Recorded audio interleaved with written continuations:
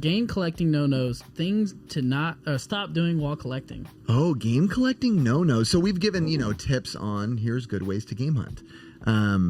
Here's ways to find stuff. But I think it's important once in a while to talk about the things that are like, don't do this. If you're trying to successfully game hunt, there's a lot of things you should avoid doing. Do you guys want to think for a moment and let me go, or do you guys want to hop into it?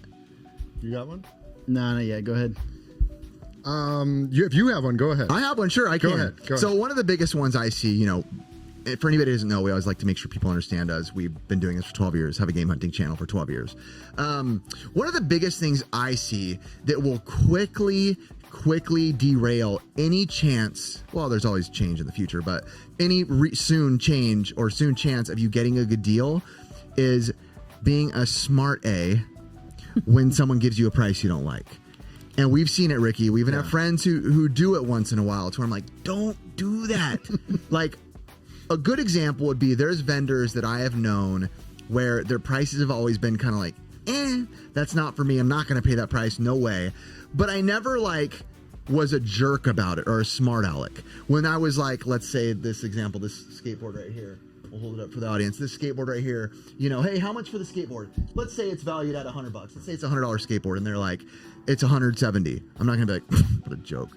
Some people do that though, verbally, because they like to make that statement like, oh, really? Is there gold in there? Like, they're trying to undermine and get kind of like a kid, like, got you last, like I got in the last say. We never did that. And what I realized, and I always think of the lady at this Golden West swap meet, one of the first girls we go to who normally has skateboards. The guy goes, Ricky, every time. When we first started going there, I didn't necessarily like their prices and wasn't super cool with them. But I never undermined her prices and made fun of her, or I was like, okay, you and your dreams. And before you know it, we built the relationship, and she just started being like, yeah, that's the price, but go cheaper. What do you want to pay? Yeah. But she wouldn't ask that in the beginning. It was just kind of a through time thing. But if I would have said in the beginning, okay, lady, she would never have said in the future, go ahead and offer me lower. Or if I did offer lower, she'd have been like, no, you're a jerk. You know what's crazy? She actually did that to me while you guys weren't there this last weekend. But I picked up this Lethal Weapon 3 bag, and she said $20, and I just didn't say anything. I just put it down. I was just kind of looking at it. And then as I was walking away, she goes, $10. I was like, yeah, I'll do it. Yeah. You know what I mean? We built repertoire. Is that the word of the repertoire? Yeah. A repertoire with her. I love the rapport. What's repertoire? Repertoire is good too. It's more of like a skill, right? Isn't that rapport is the word. Whatever, dude. Yeah, you try to sound smart. Whatever, guys. That's just not the curmudgeon of this. Dang, that is a really good one. Yeah, that was like that. Good luck going after me, boys. Are you ever like 10? I know. I'm like, dang, I was gonna. If I had one, it was just to roll off of his. I would. If you're collecting, don't, especially if you're at a swap meet or a yard sale, don't pay what you would pay at eBay. It goes for this much on eBay. I'm gonna pay this much for it. It's don't ever try to buy the games for what you could get them for online. I don't know if that makes sense. Maybe I'd not. say yes and no, Ricky, because I'd say if you're trying to build a relationship, sometimes paying up can help a little bit. Sometimes I'll pay up. Yeah. Defend your stance, Ricky. This is okay. So I think this is more for, you're saying, for a collector. Okay. This doesn't I feel like as a collector, if you're going to multiple swap meets, you're not going to the same place over and over. Then you have to be smart about it. You can't just be paying top dollar. We go to the same place every time, so we try to build a relationship. I get it. Okay, what Ricky's saying makes sense. Basically, you can't build repertoire at a place that you're going to one or two times. So there's no need to jump into that high price. You're not trying to build a relationship because you're never going to see him again. But what if you really want it? Don't buy it. Well, if you can almost get it for the same price online, right, for a better, even better quality, I don't know, better condition, why just stop right there? It's you almost have to argue with them, dude, I'll pay you this much if you want. You know what we do need to think about, though, which we don't think about that often when we do deals. Even us, we're guilty of it. We'll be say this board again, $100 skateboard, and they go, all right, it's 120, and I'm like, no, it's 90 on eBay. Yeah, but it's for 90 plus taxes, exactly, plus shipping. So it's probably more like 130, and you don't get it there to get it now. So there is a little bit of that too in there. So I get what Ricky's saying. Yeah, though. I do get what you're saying. It also builds into leaning on the side of patience. What's your no-no, Chris? I mean, mine was going to be a real simple one.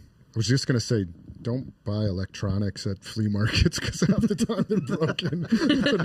That's I've heard so many times buying like electronics, or if I'm going to buy like consoles, like a PS2 or a PS1, anything, a console, I'm just buying it based on the fact that it's probably not going to work. Got it. Broken. But that was a really simple one. But as you were saying your example, I was thinking of a better one, which was kind of, we all hunt in groups, right? And maybe a lot of people out there, hunt together with a friend, or you're going to garage sales or estate sales together. I mean, I find I'm always hunting with people. But a big no-no is if you are like, why are you looking at me? I see you looking at something and you're like, oh man, look at this over here. And I just come along and I'm like, oh yeah, that's awesome. And like grab it from, out from underneath somebody, or you were right in the vicinity and I'm like, oh, give me that. Now, on occasion, it might be okay. Common courtesy when you're all hunting is very weird, right? It's good that we all have a good relationship, right? Because we've had a good relationship for a long time, so we kind of understand each other. But it can be weird, and it's also like sometimes you're trying not to show your true, like, a little bit like, really, dude, are you really going to grab that when you know I'm the big fan of this? Speaking of Ricky and the Genesis speakers... funny, but this is a funny example. A long time ago, I was collecting like all Sega things, only Sega things. We had a video where we found these Sega speakers or something. And I was like, Ricky should have offered them to me because I'm the Sega guy now. Even though whatever, it's just, I was still buying Sega stuff, but he bought them and he kind of rubbed it in and just became like a long form thing on our show. That's a lighthearted version, but there is actual things where, like you said, if you're the Killer Instinct guy, and it's almost like, and I find the Killer Instinct promo hat that's a little more rare, but I'm not really into Killer Instinct, even though I am, but for the story's sake, I'm not super into Killer Instinct, but I found it first and I can buy it. It's like, is there a level of like, even just courtesy wise, if you hadn't seen it first, like, I should probably be like, hey, Chris, you want this? I'll take dibs if you don't. But, I think the biggest example I've always thought of, man, is the freaking Game Chasers, bro. As much as everyone says they're, ruthless guys, which they can be, which they're great guys, by the way. Yeah. They passed each other Little Samson, man. It's true. I mean, Billy passed Jay Little Samson. Yeah. That's hard to do. And I think that's what it's about, and we do it all the time. Like, I swear, I've come across things where I'm like, oh, Ricky, you might like this, man. Like, I know it's a good deal, but I'm like, yeah, Ricky might like it. And there, once in a while, you might be like, you know what, Ricky, I got to have this. But then it's almost like a reciprocation thing. We're like, hey, man, remember that last time? Like, let me get this one this time. Curtis, when we do that. There's a fine line with it. Curtis and Ricky have the biggest examples of what this is me being a bad. I'll admit when I'm a jerk. Oh. I know. Rule number one for Ricky and all of you guys: don't send me an eBay listing to ask what I think. Because if I want it, the minute I see it, if I want it, buy. You know I'm guilty of that too. I've done it to them multiple times. Hey, what do you think on this? Oh, I don't know. That's already sold. That's what I was sold. And I'm like, oh, I just bought that. I'm sorry. I do the same thing. Ricky will be like, dude, what do you think of this shirt? Is it sick? And I'll be like, nah, it is sick, but it's sold. The same thing. I'm like, I got it. So sometimes I don't even like question like the eBay price on the listing. I just want to know a little bit more like if it's real. Like I go to Chris because it's like Chris is the clothing guy. Yeah. Like he has multiple examples. He's had it come across his face, and like I'll ask him questions for just advice. So what's hard now is we've all become clothing guy now. Yeah. Clothing guys. But I preface to him, I go, please don't snipe this. I want to buy it. I just want to make sure it's real. And I'll usually ask now too. I'll be like, hey, are you buying this? If not, I might go after it. Kind of thing, well, the one that bummed me out is the Atari Lynx surfing shirt. Because we all kind of found it at the same time. We all just stepped away. And Chris was like, hey guys, again, he's doing the right thing by telling we're friends. We can offend each other, whatever anything may be, but at least we're open with each other. And you're like, could any of you guys not bid on this if you don't? And I very much wanted it, and I probably would have gone up to like, what'd you end up paying? 100? No, you wouldn't have got it then. Less. What would you have gone to? It was like 91.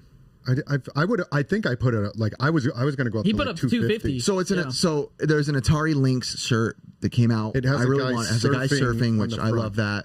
And I was going to go 350 on it. Like I tried to go with the box. Were you really? But Chris is like, gosh, I didn't think you were hold off on it. I don't want to be in a bidding war against you. So I was like, all right, common courtesy. I found out you got it for cheap, and I was like, mother, I would have paid triple and that. I will say thank you very much. I'm very appreciative of that. But now you know on the next one. But the only thing I had to say when that came up about that shirt, right? And I owe you one now. But You're right. You had a good story. But I had a story with that where I had actually bought that shirt from a guy that was in Australia, and like the guy, I don't know if he flaked or what, but I was like, oh my god, this is such an amazing shirt. I wanted it, and I'd never seen it before. Oh. And then the guy was like, oh yeah, no problem. He agreed on price, and then I was like, hey, is this shipped yet? And then a week later, he was like, oh, I can't find it. Maybe he couldn't find it. I don't know if it was such a good deal. That's cool. My grandma actually passed away while wearing that shirt. And I wanted it, but... Dang. You hear Chris, kicks rock, grandma? What's crazy about these game hunting no-nos is it's interesting because a lot of these game hunting no-nos, sadly, are like early day game hunting tips. And I'm talking like, the classic holding up 2 games. How much for the games? And there's, a Hagane in the back and a Madden 94 in the front. And you're not showing the Hagane and you're just like, how much for the games? And they see Madden like $5 each. And you're like, okay. Back in the day, that was like, dude, that's a game hunting tip. We used to tell people that. Hide the game, put a crappy Madden in front, whatever. But now it's almost like times have changed where... Not that it's not okay because everybody still does it. But it's not like you wouldn't go out of your way and tell people like... do that. If anything, it's like, you gotta let them know. People get hate for that now. Oh yeah, a lot of hate. Yeah, I've seen some guys' channels I think crumble, really that kind of stuff. I think what happened is now that reselling is so integrated into the retro scene because it wasn't. Right? It wasn't. Now that it is, now that there's money involved, like return on investment, ROI, a lot of people now are a lot more pushy about like, well, should you really be using all those game hunting tactics that are, call them taxes, call them schemes, whatever you want, to do that when you're just going to sell it and make good money. I brought this up to Daniel, the guy who does the clearing out of the houses. Yes. I found 2 of his items that he just had on the table. I was like, dude, let me look these up. These look like they're going to be something. Sorry. Let me sell them for you. And then I was like, you can give me whatever you want. It doesn't matter. I put up this old 1963 Disney vintage VIP pass and put it up online for 1 day. It sold for $200. I gave him that money instantly. He was like, I would have got hosed on that if I had it out. Put it here. in swap meet for $1. Yeah. Yep. Yeah, and I just was like, he's like, I'm gonna start making boxes for you now. And then that goes to a game hunting tip you just built. There you go. And it was the cool. repertoire with Daniel. Yeah, no, but it was cool because it was like he didn't even like look at the money. He just counted a couple of 20s and he gave it to me. I was like, you didn't have to give me anything. It was just because like I wanted to do it. Yeah. You know what I mean? Because I was like, you have these opportunities to be able to like educate people, and I really like this guy. He's a really good, decent individual, and he's going to be helping us out later on. I was like, this is an opportunity. You're locking in a relationship by doing so. And I think one question is when you have like an expensive game and you're already getting a discount, what are you doing like asking for more of a discount to it? Oh, that's a rough one. Do you understand the question? Kind of. Okay. I'm ready dyslexic right now. when I talk. Ready right now. Pass me that Nintendo award. What is this worth, Ricky? Ish. The only one listed right now is way too much. What is it listed at? 10K. Listed at like 10K. Yeah. Okay, so this is listed at 10K. Chris, you know it's listed at 10K. You've also seen one sell for 9K. Hypothetical question. Ask me how much at the swap meet. I'm a vendor. And you know what it's worth. How much is this? Yeah, ask me. You asked me. I'm a vendor. $10. Sounds good. So, I get it. I just love this. Now, the next option. This is what he's talking about. Ask me for cheaper.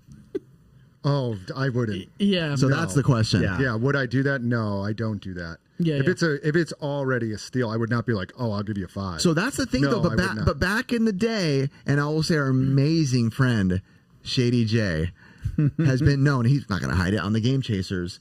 Yeah, I'll cheap as I can get it.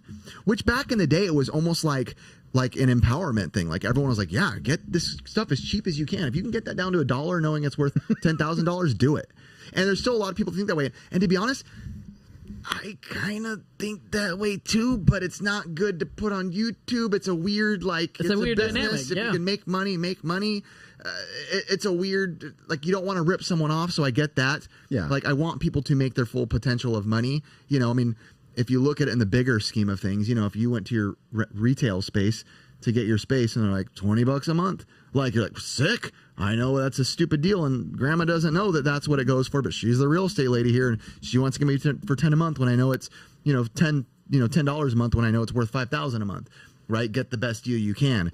But there's definitely, and I get it, I get both sides, but it's like, there is that uncomfortable feeling, and I've seen it on people's channels, people I know, even on mine, where I've looked back and been like, oh, I remember when I found the bag of Super Nintendo games, early Retro Liberty. Oh, yeah. Turtles in Time, Micro Machines, all the Street Fighters, everything. A bag of 20 SNES games. Great Good games. $20. No, I knew what they were worth. Go cheaper. 15. Yeah, there's nothing more. That's it's a weird dynamic too, because if you use that same example and you said that was 10,000, and then you said you would give it to me for 1,000, that's still a heck of a deal, right? But I don't know that I would whip out 1,000 as easy as I would like $10. Obviously, I would probably be like, well, would you take 800? Because that 200 to me is still a lot. Now I'm already getting a steal of a deal. But which is hard because you put that on the internet and people are like, if you're selling, I guess the difference also to the dynamic is, are you selling it? No, and if you're selling it, right, then people are like, what? Yeah. You just made her go down to 800 when you know you're going to make $9,000 on that thing. You know what I mean? So it's like that hard. That's tough, man. That is a tough. I mean, I'm with you that at the end of the day, you still do want to get the best deal you can get, and these are just negotiations, right? You're doing it thousands of times buying these things, so that's always the goal. Is, well, I want to get something as cheap as I can on anything you buy, right? You go to buy a car, you want to get it as cheap as you can. Totally, do anything. Yeah. We won't obviously name numbers here, but like we bought the SoCal Retro Gaming Expo. There's money involved. It's big money. There has to be negotiations in there of like, we want to get every dollar we can lower on this, when it's such a significant amount of money. Maybe that's a good thing in this the too. Price of it, like that it goes for and what you're offering, I would say that the dynamic of that would be crazy. Because like if you got a $2,000 game, you're asking $200 on it, I maybe would be kind of screwed up, right, to go down on it. Well, I think that's a big part of the question too that plays into that. I like that is because the amount of money is so vast when we're talking tens of thousands, right? Like me paying you, let's say, $50,000 versus $40,000. $10,000 saved us a lot of money. Yeah. But it feels petty when you go to get Kirby's Dream Land of $60. I don't know, let's say it's $60. And the girl says 15 and you go 10. Then it's like, really, you're just trying to save $5 like on her on that. It's already $40 under. Yeah. I feel like that's where it feels a little petty. But in situations where you're like, I'm offering you 15,000 less versus, $10 less to make money. I think I'm with you on that. Okay. I think that is the difference. Yeah, the pettiness of if it's only a couple bucks and you already know you're getting a steal. But if the cameras weren't rolling right now, would you go absolute bottom dollar? Let's all be real right now. Garage sale. How much is this little Samson? $1, Sonny. Okay, thanks, Grandma. Have a good one. See ya. Adios. My name's Retro Rick. Have a good time. No. Wait, are we still doing tips? Huh? Yeah. No-nos or tips. No-nos or tips. Okay, so another thing is, it's happened to me a couple times and I'm kind of an idiot for it. If there's even if it's very expensive online and it's listed, don't buy it going based on the listed price, because a lot of times I've bought stuff I'm like, oh dude, it's listed for like $2,000 and I bought it for $400, and then I see it sell for $100. Yep. The next month, and I'm like, oh, I'm an idiot. Been there. Because listed with things that are so obscure too, right? We're talking about some people getting their panties in a bunch over well, that game, it didn't show that Mario this edition sold. And it's like, yeah, but these sell all the time. Like people, you can at least get a gauge what they go for. Yeah. When we're talking weird and obscure, and there really is maybe one or two on the internet, you're kind of just estimating based off your knowledge. And hopefully if you're dealing with the kind of stuff we do, we have a pretty good knowledge on the rare and obscure, right? If you've never seen it before in your life, and we've been doing this for 12 years, it's probably pretty rare, at this point. So you're justified in those weird high listings. So it's just a gauge. But that feeling that we've all had, especially in this group where we're buying the weird and rare and you buy it, you're like, listed at this. And then one randomly pops up 6 months later, you've been holding on to yours and you're like, sold for $12. Nobody cares. Nobody cares about this item. Crap. And that's what's hard, because us being us, we're very much in the scene of rare and obscure. Yeah. I can't tell you how many times we've all said it to each other. The only one's listed it 100, and I just got this VHS for $1. Let's go. And it's like, Anybody cricket? It's good. Anybody want to buy this? I think it's good to factor it in. Like you take note that, like, hey, there's only one listed online for that's worth $10,000, right? Mm-hmm. But we all then you kind of talk through it because I think I even asked you. I was like, and I won't go into the value of it, but I was like, what do you value it at? Yeah. And we kind of talked through. I was like, I think I'd heard one that sold for this. You were like, I think this, and we're like, okay, it's probably not 10,000. Yeah, but there's only one available for 10,000. If you want to go buy it right now, that's all you have as an option. And so that's a good example. Even negotiating, like, let's be honest with people, like statues and stuff that we've sold to each other, right? Like we're just going based off like what we know. There is no sold listings of a Sonic statue on eBay or whatever it may be, a Tails. So it's night sign. Well, I paid that night sign. I found out more information about that. It's crazy. Ricky got a Let's hear Sega it. I want to hear about sign. Oh my god. Let's finish on this bad boy. So in a recent video, Ricky got a Sega Night sign. Nights into Dreamland, double-sided, lenticular, light up, big. I mean, big boy. It's 5 it's huge. feet. I don't think everyone liked lenticular, but nobody liked repertoire. It's just the word.